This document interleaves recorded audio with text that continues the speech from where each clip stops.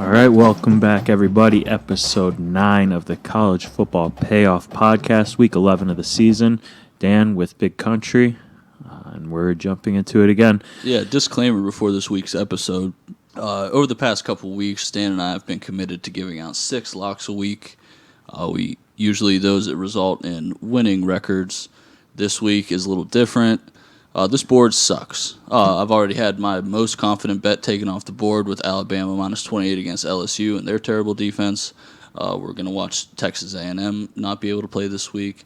And today, you want to tell us the new news, Dan? Oh, yeah. Ohio State is not playing their game this weekend against Maryland because positive COVID tests for Maryland. Fuck Kevin Warren.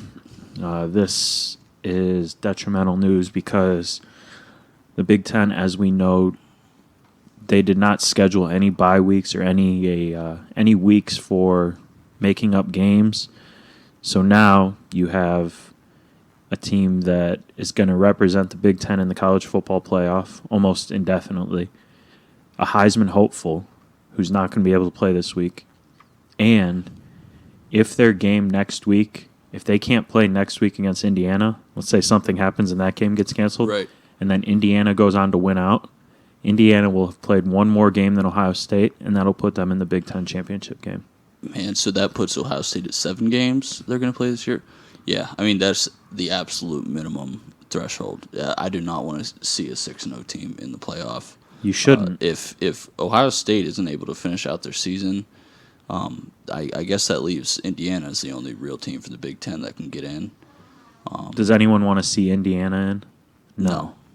And it's at that point you say, all right, well, if Indiana plays in the Big Ten championship because they have one more game than Ohio State, the committee can still pick Ohio State to play. So you could have Ohio State being a playoff team and not playing in their own conference championship because their commissioner's an idiot. Yeah, literally. I mean, he just royally fucked us up. So, sorry, Big Ten. We'll try again next year. Yeah, that was terrible news to read it today and see happen because you already have Alabama's not playing this weekend. Texas A&M's not playing this weekend. Mm-hmm. There's a bunch of games that are getting canceled left and right. And, I mean, I guess that's the one silver lining for this Buckeye thing is Alabama's not going to be able to play this weekend. Right. And another top 10 team won't be able to play this weekend. Right. So I guess it could go both ways, but right now it doesn't look good for Big Ten, and they need to get Kevin Warren out as the commissioner because ASAP. He is ruining college football in the Big Ten. But yeah, that had me fired up today. I wasn't very pleased all day. But let's go over how we did last week in our overalls. I'm going to start. Last week was another poor week. We're getting close to fade Dan territory. We were fade Big Country territory early in the season. Getting close to fade Dan, but I think we're this not there week. Yet. No, yeah, I think this week I'm going to turn some heads and we're going to have a almost perfect week, I could say. I'm feeling confident. Last week 2-5, which brings my overall record to 29-28, but I'm still up close to 3.5 units thanks to the money lines. Wins last week, BYU -3, and Ohio State the over 63. That game, it's almost like watching Jim Tressel 2.0 coaching a game. I know Schiano is Ryan Day's friend and all, but Ohio State jumped out to a big lead at halftime, and then they decided they were going to let Rutgers run trick plays and score points, and then he almost just looked like he wanted to run out the clock. He didn't feel like scoring anymore. And that was pretty disheartening and almost kind of pushes me away from betting Ohio State games for a while because if he's going to keep playing this time possession, field possession, they won't score as many points as people think they should score. So those are 2 wins for me.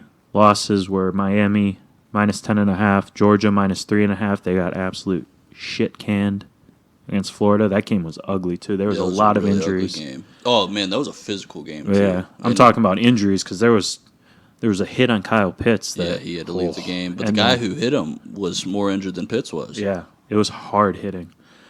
The over 46.5 in the Oklahoma State-Kansas State game, that was a loss. Coastal minus 18. I think they won by 17.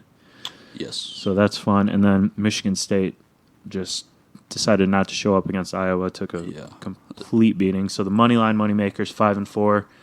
This week we'll come back. I do give you permission if I go below 500 this week. It's fade Dan territory. Fade Dan. Yep. I don't know. This is a team effort here, so Yeah. we're gonna lose together. We're gonna win together. So my last week, I went 3-2. One of my games is canceled. Actually, my most confident one, Tulsa. A lot of data to back up that lock. Man, that one looked really good. I already spent the money that I would have won on there, so that sucks. But FAU minus 6.5. That was a loss. I mean, man, they held Western Kentucky to 6 points. They should cover. Sorry, guys. Memphis USF over 64.5. That's a win. Liberty plus 14.5. They won outright. Then Texas plus 6.5. I gave out. They should have won outright. That was kind of a ref show. Texas is not that good. And then we went over to the Clemson Notre Dame game. I gave you under 51.5. I think they doubled that. Yeah. Close to doubled that. I don't know what was going on with that game, but yeah, we're going to touch again on Notre Dame later. You know that they're our least favorite team on this podcast, and I don't even have anything against you Notre Dame fans out there. Sorry if you're getting mad that we're dissing your team every week, but I mean it is true. This is the most overrated number 2 team in the history of college football, or at least since they got their ass beat by Alabama in the national championship a couple years ago. So, Yep. yeah. You know what? In Notre Dame, if they don't have positive COVID tests this week, then something's going on behind the scenes. What type of South Bend. school that storms the field when you're ranked number 4? Yeah, I just don't even. I'm not even mad about the COVID. Like, who cares? That's two things, though. Number one, you're the 4th-ranked team. You storm the field when you beat a number 1. Come on. A number 1 team with a backup quarterback. Yeah, that's absurd. In overtime. And then the fact that watching the end of the game, I go, there are so many people in that stadium. And then they stormed the field. The entire field was covered. Yeah. And the players are, I think it was Brian Kelly said, yeah, told my team when we win, we got to get to the locker room because they're going to storm the field. You watched right after they won, Notre Dame players were hugging, like embracing students coming in. It's ridiculous. If there's no positive tests, then something is going on, and that gives me more reason to hate Notre Dame. So, all right, you ready to get into this week? Yeah, I am. You want me to start it? I'll start off. Okay, go for it. It's all you. Right. For the first lock of the week, we're going to take it up to Huntington, West Virginia. Marshall hosts one of the worst teams in college football right now in Middle Tennessee State. And we're going to rock with Marshall minus 23.5 this game. Middle Tennessee State is the definition of a one-trick pony on offense. They're 7 games in, and their quarterback, Asher O'Hara, leads the team in passing and rushing. To us over here at the College Football Payoff, when you're 7 games in and you don't have a player that can actually establish a run game, it's going to turn into an automatic fade situation. On the other side of the ball, I was hesitant to be a true believer in Marshall this year. Marshall is full of freshmen, full of sophomore, full of young players, but they have been playing ball. 6-0 on the year. Freshman quarterback Grant Wells, 1,338 yards, 11 touchdowns, and 4 picks. And another thing is their defense only allows 9.5 points a game. They held Appalachian State to 7 points. I mean, that's the team that was projected to win the Conference USA earlier this year. Doc Holliday has his guys ready. With a team that only allows 9.5 points a game, allows 252.5 yards per game through 6 games, that's just ridiculous. That's one of the best defenses in the country. Give me Marshall minus 23.5, riding their ability to stop Ash O'Hara. Yeah, Middle Tennessee State is just god-awful at football. And Marshall, are they ranked? Did you say they were ranked? Oh, yeah, 16th. Yeah, so I like Marshall in that. And Middle Tennessee, it's almost whoever they play, you got to look the other way. So good pick. All right, we're going to stay in West Virginia. And because I cannot root for my Buckeyes this weekend, I'm going to roll with your West Virginia Mountaineers. West Virginia. TCU at West Virginia. The Mountaineers are a 3-point favorite. West Virginia's playing at home. And if we know anything about the Mountaineers, we know they're a different beast on their home field. Undefeated at home, defeated on the road. And the stats when they are at home compared to on the road are pretty staggered. West Virginia's defense does look dominant, and you could say probably one of the best in the country. They allow less than 260 yards at home compared to well over 300 yards on the road. And the defense is ranked 20th in the nation in scoring. They allow 19.4 points per game. Their passing game it's starting to find its stride, complement that strong defense. They're 24th in the country with 296 yards of passing a game on average, and they're 49th in the nation in scoring. They average 30.1 points per game. Jarrett Dodge, he's thrown for over 2,000 yards, and running back Letty Brown, over 740 yards on the ground with 9 touchdowns. So TCU is going to have a tough time containing those two, especially being on the road. Quarterback for TCU, Max Duggan, has not been that impressive. He's only had 5 touchdowns on the year. And the Mountaineer defense should have no problems really keeping him under wraps. TCU, they're just going to have a very tough time against the best defense they're going to face up to this point in the season. West Virginia 5-0-1 against the spread in their last 6 as home favorites, 4-0-1 in their last 5 home games, and 4-0 in their last 4 games following a straight-up loss. While TCU is 2-5 in their last 7 following it against the spread win, 0-4 in their last 4 meetings with West Virginia. Fuck Maryland. Fuck Kevin Warren. I'm taking West Virginia -3. I know you have stuff to say about this game too, do you? I mean, yeah. West Virginia is off of just a huge letdown, but I see Neil Brown as the type of coach to have his guys together. Neil Brown was a great coach at Troy. Neil Brown has done great things with a terrible roster at West Virginia. Most of the players that are starting are freshmen and sophomore this year. I mean, he's doing fine. I expect them to bounce back. They have clearly, I mean, last week we saw their defense came through so many times. They should have beat Texas. They failed on 2 separate 4th and 1s inside of Texas's zone, inside the red zone. So, I mean, if they would have just kicked field goals there, they get a win. If they convert on 1 and score a touchdown, they get a win. Man, they're going to be hungry this week. I really like WVU. Good. All right. Let's see what your next one is. I'm going to take it to Minnesota, a matchup of 2 separate 1 and 2 teams coming off their first win last week. Both these teams are going into huge momentum. Iowa is playing Minnesota. I thought Iowa was going to be the worst team in the Big Ten this year. Me too. You saw so many reports in the offseason of the players are lashing out against the coach. They don't think the coach is behind them when it comes to the issues of the social issues going on in our game today. They accused the coach and player or people on the coaching staff as racist. I really thought this team was not going to be on the field this year, and it kind of showed in their first 2 games. They lost both of them. But last week, they finally turned it around. They took advantage of a Michigan State team that's still trying to gain their feet, and they ran it up on them 49-7. And, looking back at their 2 losses, their 2 losses are by a combined 5 points. So this Iowa team is actually a very good team that can put up points. On the other side of the ball, we've seen some of the most disappointing way more disappointing Minnesota football than we thought we were going to see this year. I mean, losing their first 2 games to Michigan and then losing in overtime to Maryland, which was a huge shocker, just demoralized them completely. So they bounced back against Illinois last week with a 41-14 win. Tanner Morgan, their junior quarterback from Minnesota, 602 yards, 3 touchdowns, and 2 interceptions on the year. Now, he had over 30 touchdowns last year. I don't think all that skill just went away. I mean, I think it's more of a personnel issue. They're replacing a lot of guys on the line and a lot of people in their secondary.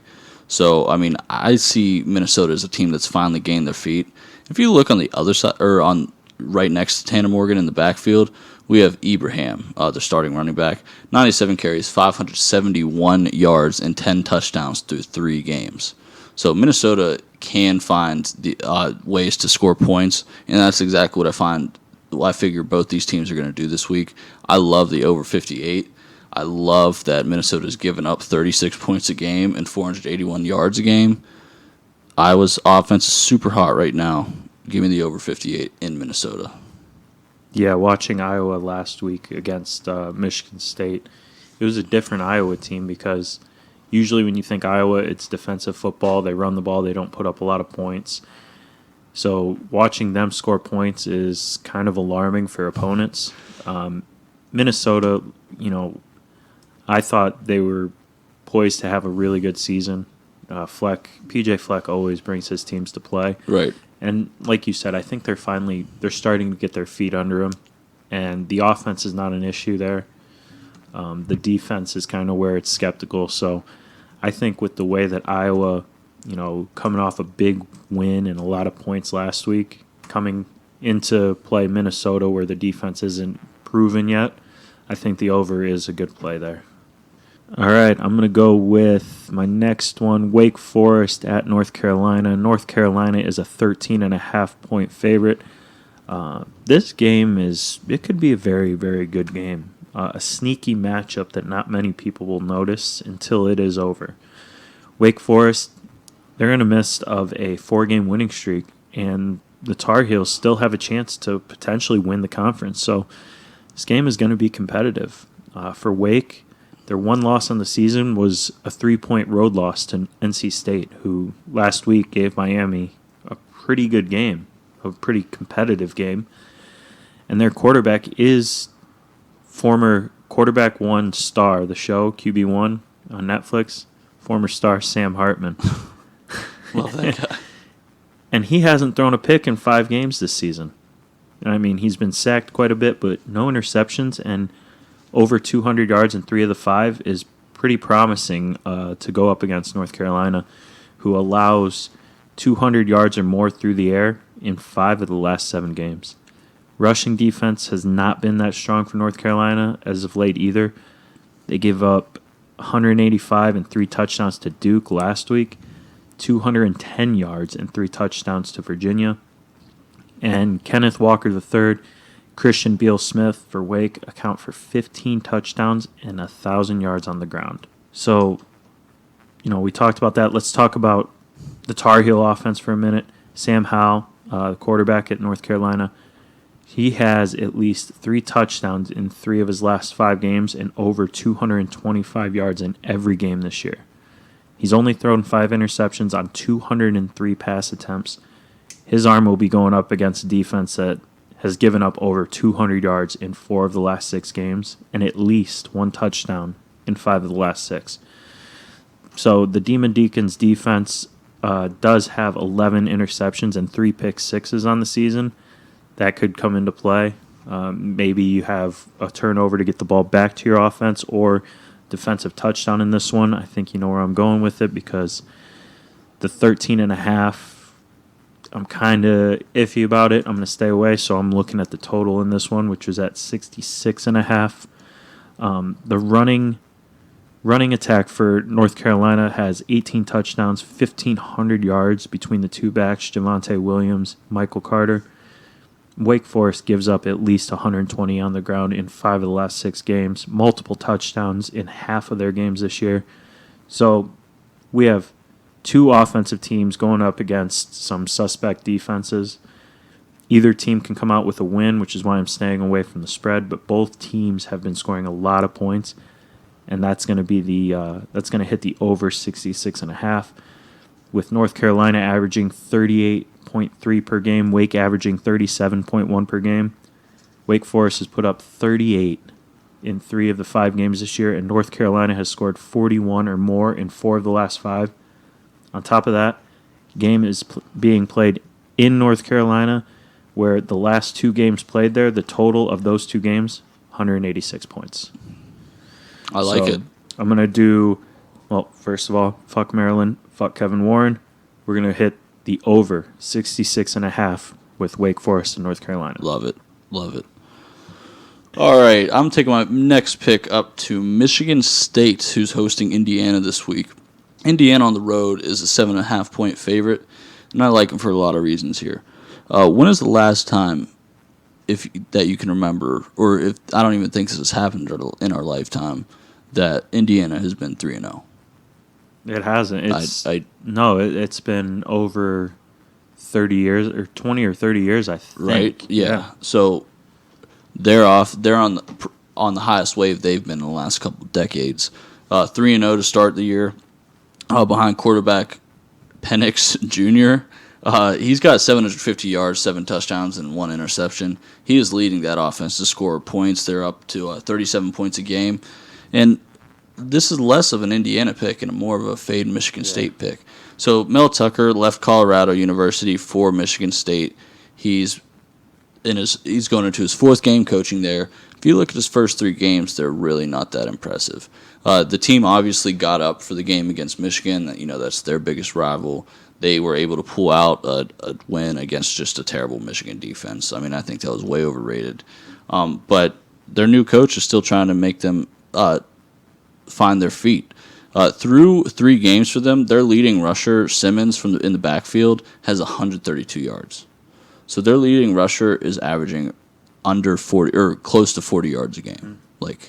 That's ridiculous. They can't get the ball off on the ground. They can't get anything going. And Michigan State is allowing 37 points a game. With the news today that Ohio State is not going to be able to play, that kind of makes Indiana the only real opponent or real Big Ten contender that can make the college football playoff. They have a lot more to play for. They're ranked number 10 for the first time, I don't know, since they were 3-0 at least, or since they had an actual good season. And then Scott the third in their backfield. He's got 235 yards and 4 touchdowns. So they're moving the ball on both ways, and they're only allowing less than 240 passing yards a game. I like Indiana. I have this game at -14, not -7.5. So if I see value, I got to take it. Give me Penix Jr. Lefty. Hell of a name. Yeah, but, lefty, man. Yeah, I like him. I like Indiana. They're the team that has the most to play for in the Big Ten. Let's ride with them. Yeah, and you said this is more of a fade Michigan State than go for Indiana. Yeah. I'd look the other way. I'd say this is more of an Indiana play because of how they have looked early this year. I like it. Now I got double confirmation. Like you said, with Ohio State not playing, I mean, they're the Big Ten's next best option to play in a playoff game. Yeah.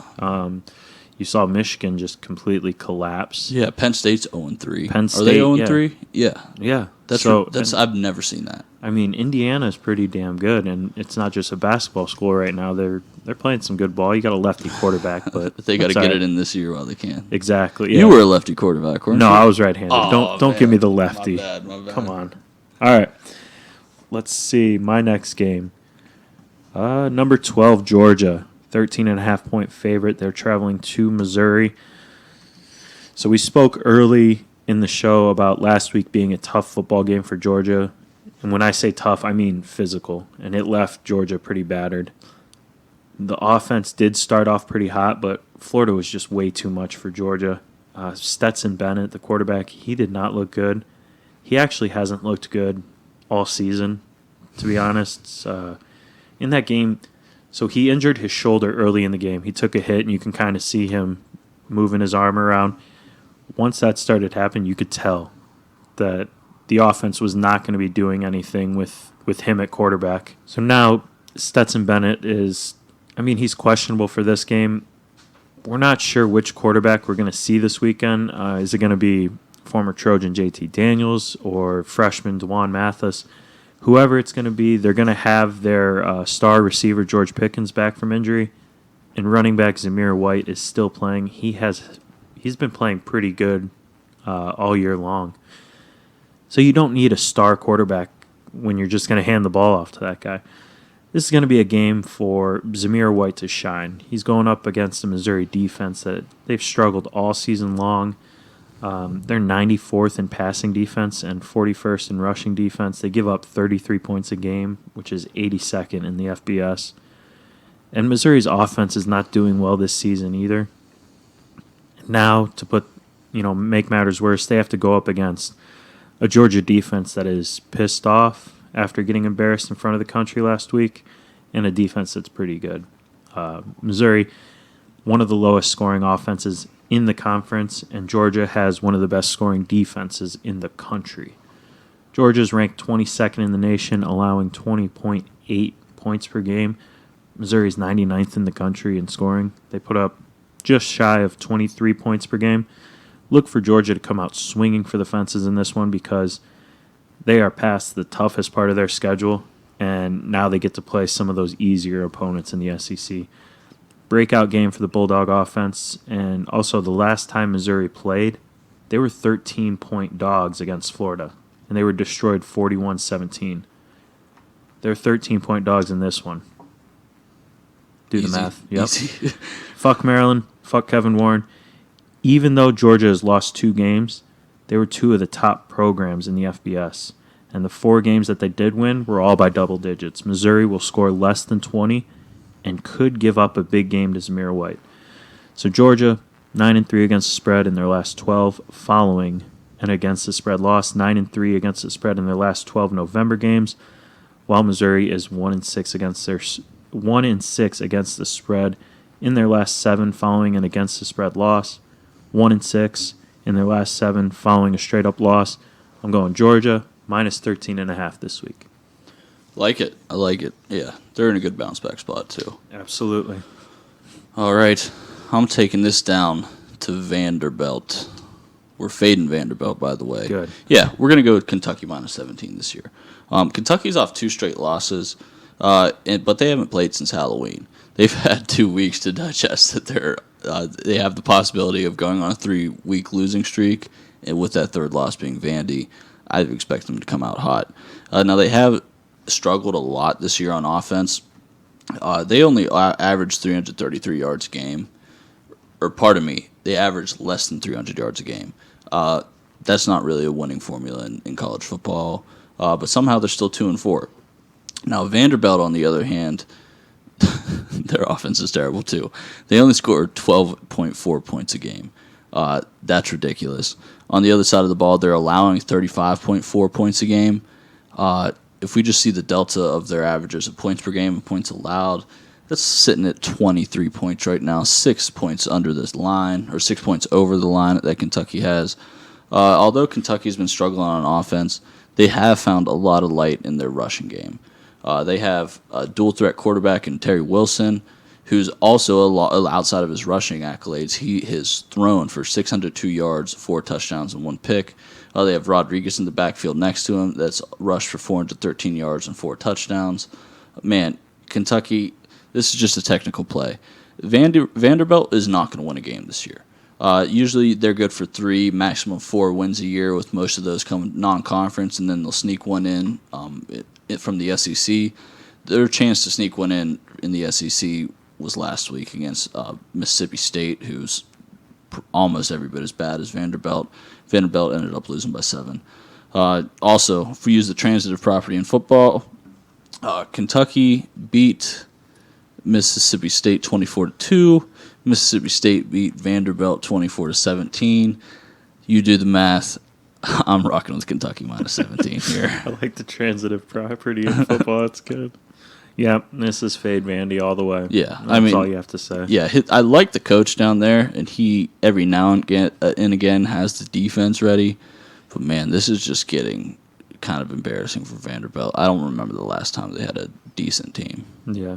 Would you say you got this at? Minus 17. Minus 17. Okay. All right. Before I get in my next one, I do want to say, you're probably not a big baseball guy. I am, though. Shane Bieber, pitcher for the Indians, unanimous Cy Young Award winner. Did he? Just announced, oh, yeah. Good for him. And then good for Cleveland. In the National League, Trevor Bauer, who pitched for the Indians last year, Cy Young Award winner. So, sucks that Cleveland's going to be giving up Francisco Lindor, but at least we got the best pitcher. Well, at least you don't have a cheaper owner than the Pirates. That's not true. We could talk about that some other day. We'll talk about that off air. That's not true. All right, back to football. Fourth game for me, Colorado-Stanford. Colorado at Stanford. Stanford's a 6.5-point favorite. And, I guess why not? Let's play a Pac-12 game this week, seeing as, at this rate, there probably won't be any Big Ten games this week. Fuck you, Kevin Warren. I didn't want to play any of these games last week. I know you didn't. Mainly because we don't like any of the teams, the Big Ten, or the Pac-12. Right. Really the only team I actually played one game on my personal card last year and give it out on the pod. I played Arizona State plus 11. Mm-hmm. Man, that coaching staff is attractive. Herm Edwards and Marvin Lewis. But we're not going to exclusively give out Pac-12 games just because it's not worth it yet. It's not, yeah. But this week, I feel like I got somewhat of a good read on this game. The total just looks a little too low for how both teams played last week. The total is set at 54.5. Colorado is, they're coming off an upset win where they were 6.5-point dogs to UCLA. Colorado scored 35 points in the first half in a game that they ended up winning 48-42. But in that first half, their defense forced 4 turnovers, and sophomore running back Jarek Broussard scored 3 touchdowns in that half. Broussard actually put together one of the best games in the country this season. He had 187 yards on 31 carries and those 3 TDs.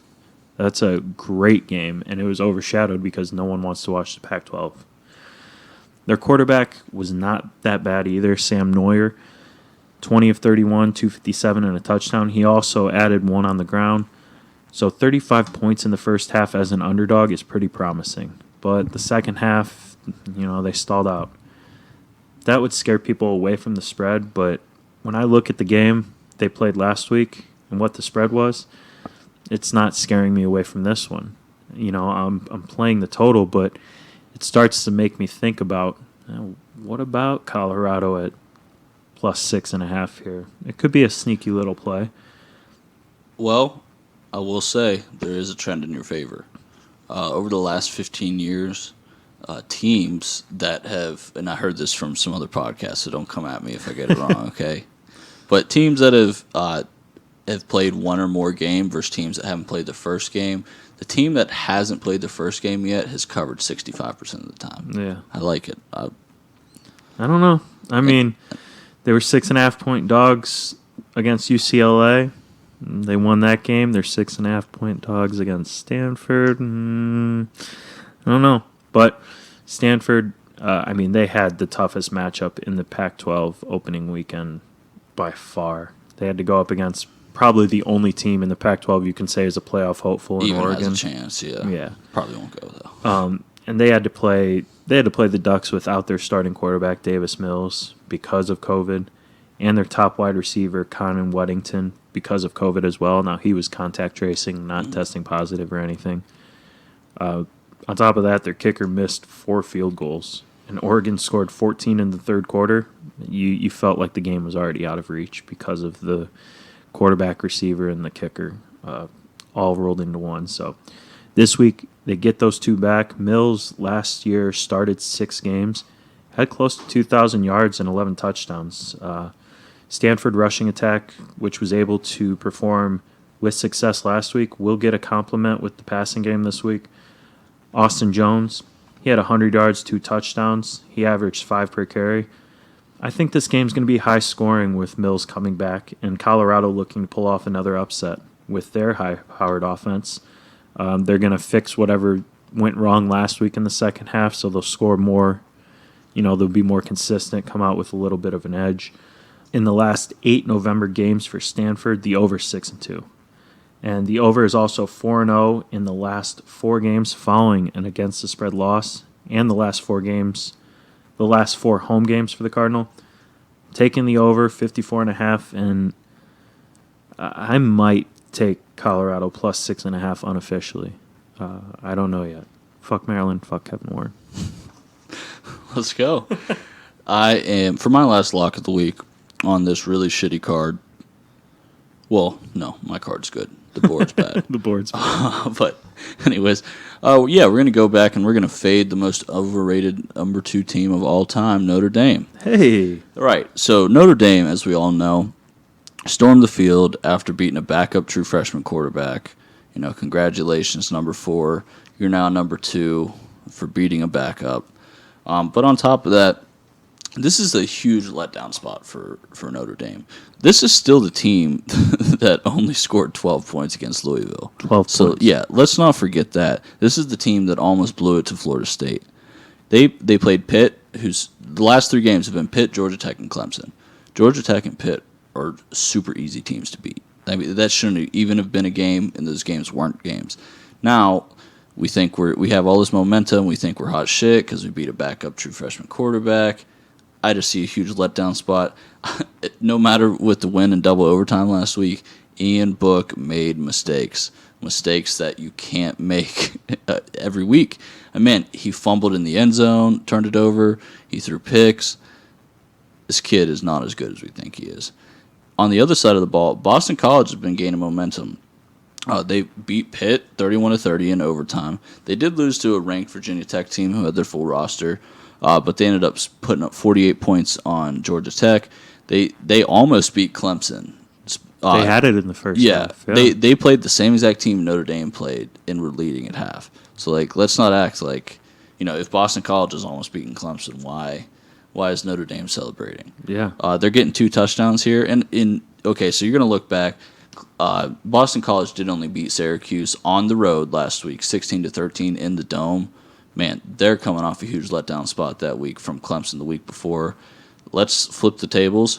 Phil Jakovic, Boston College's starting quarterback, former 4-star recruit from Western Pennsylvania, originally went to Notre Dame. Lost the starting job to Ian Book. He's at Boston College. Boston College knows what's going on with Notre Dame this week. Ooh. Let's go Boston College plus 14 points at home. I like that. I like that a lot. I was gonna bring up Boston College Notre Dame, but I just decided to stay away from them because I get pissed off whenever I think about it. But I like that little tidbit about Djokovic being at Notre Dame. Man, they left him out to dry there. And those things in gambling kind of, when you bet college games, you look for stuff like that, which is why, last week, Miami, NC State. Man, yeah, we didn't. I forgot we didn't all cover about. that. I didn't even know that NC State's mascot died. Tuffy. Yep. Yeah. And they brought it up during the game, and I said, "Oh shit, I'm gonna R.I.P. lose Tuffy. this right now." Yeah, of course they're gonna cover. Always find those mascot games or games where they wear special jerseys. Mm-hmm. Yeah, well, that was Boise State last week, and they got the shit beat out. Boise State. Not all the time, but yeah. But little things like this, man, you find that there's a little edge there. Yes. The one I remember is Purdue and Ohio State a few years back when they were playing a night game. College game day was at Purdue. They had the kid for Purdue, they always do the pregame stuff. He had some kind of cancer, terminally ill. Oh, the red bandana game. Yeah. Huge Purdue fan. Huge. Of course they're going to win that not game. Not the red bandana game. No. That was the kid. They were honoring Tyler. Yeah. The Tyler kid. And of course they're going to win that game. Yeah. And they upset Ohio State that That's night. what I'm saying. That was ridiculous, actually. So you find little things like that. I enjoy that. Let's go Phil Jakovic. All right. I did Colorado. Ooh, here we go. All right. That was your last game, right? Right. All right. So my last game is going to be number 19, SMU at Tulsa. Tulsa is a 2.5-point favorite. There were 2 games on the board this week that I was a little confused about with the line and which side it favored. One was the Miami-Virginia Tech game, which I'm still kind of leaning on if I want to play it or not. That line stinks. Yeah, there's something going on there, and I haven't been able to figure it out, so I stayed away from it for now. The other one was this SMU-Tulsa game. Now, this one I found out, odds makers are wrong on this for some reason. They have Tulsa favored 2.5. I saw that, man. This game is so even, I couldn't even touch it. I'm happy that you were going over this game. I was not brave enough to take a side here. Well, here, let me persuade you. I think the wrong team's favored in this game, straight up. Not sure what's going on with having Tulsa as a favorite, and what secret you think there's some kind of secret being held back that we don't know about, because SMU is a far better team than Tulsa is. SMU has played twice as many games as Tulsa. Their True. only loss was to a college football playoff team, Cincinnati. Fact. They are going to make the college football playoff. I might. Man, if there's any year for a group of 5 schools to get in, let's send at least one. Even if we need to have a conference champion or a group of 5 championship between Cincinnati and BYU, do it. I want one of those teams in this year. They need Come on, to. let's just do it. So that's SMU's only loss is to Cincinnati. They're second in the conference in total offense. They put up 526 yards per game, 40.5 points per game. Third in passing with 330 yards per game. Thanks to former Longhorn Shane Buechele at quarterback. That guy has 2,581 yards, 20 touchdowns on the year, only 3 interceptions. They also run the ball very well. They average 193 a game. Their defense is third in the conference. They give up 28 points a game, 400 yards a game, fifth against the pass and the rush. And now, Tulsa does have the second-ranked defense in the conference. They give up 21.3 a game. But their offense is ranked 7th. They only score 29.3 points per game. So SMU has a better offense, and their defense is one spot below Tulsa's in the conference standings. That doesn't sound like Tulsa should be favored. Tulsa had a less than impressive showing last game against ECU. They had 3 turnovers and just barely won. They were a 17-point home favorite. The reason they won, it was bad beats galore. Those horrendous calls in the fourth. That is the only reason that they won that game. SMU, solid all around. They're the second best team in this conference. The trends are all pointing. The road team is 5-1 against the spread in the last 6 meetings between the two. The underdog is 14-3 against the spread in their last 17. Couple that with Tulsa being 0-4 against the spread in their last 4 as home favorites. I'll gladly take SMU plus the points in this one. And I'm also going to make this the moneyline moneymaker of the week. Because I'll ride with it. SMU's 4-0 on the road. And they're too well-rounded of a team to be dogged in this game. So SMU plus 120 moneyline moneymaker and the points. Fuck Maryland. Fuck Kevin Warren. Nice. All right, Snuck that in there every single time. I'm probably going to ride with that SMU bet. Not officially on the podcast, but I'll probably take it on my personal card. So between that and that Miami game, which both games are, Virginia Tech is 2.5-point favorite. Tulsa's 2.5-point. Both ranked teams are underdogs on the road.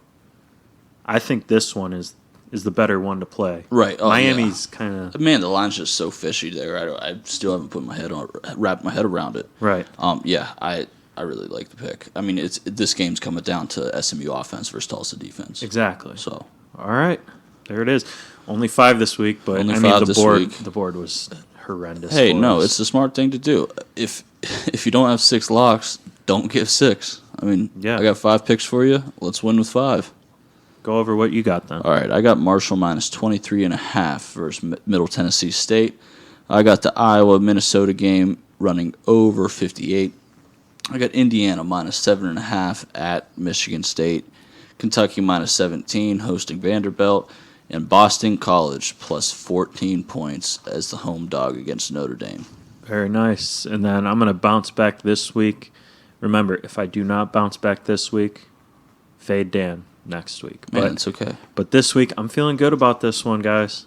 We got West Virginia minus 3 against TCU.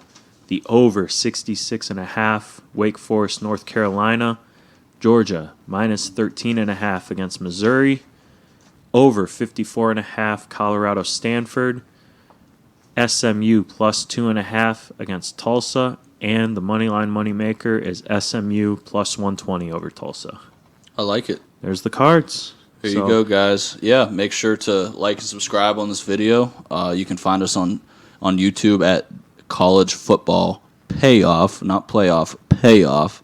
You can find us on Twitter at CF Payoff Pod. You can find Dan on Twitter at Accountant Bets. You can find me on Twitter at Big Country Bets. Yeah, and thank you everyone who listened last. It was our best video by far last week. destroyed our views record. Right, we almost doubled what our total views record was. So thank you gained guys. a few subscribers. Make sure, like we said, make sure you're liking, subscribing. Yeah. Tell your friends, family, whoever. Yeah, if you're liking the show, the biggest thing you can do to help us is share it. Yep. So thank you guys. Be sure if you have any questions or if you have a game that you want us to cover or help you out. Yeah, comment. Leave a comment. Hit us in the DMs on Twitter. Anything, guys. We will help you out the best we can. We'll do some research for you. But that's going to do it for us this week. 5 games apiece. Let's go out there and make some money. You got anything else? I'm good. All right. Good weekend and happy betting.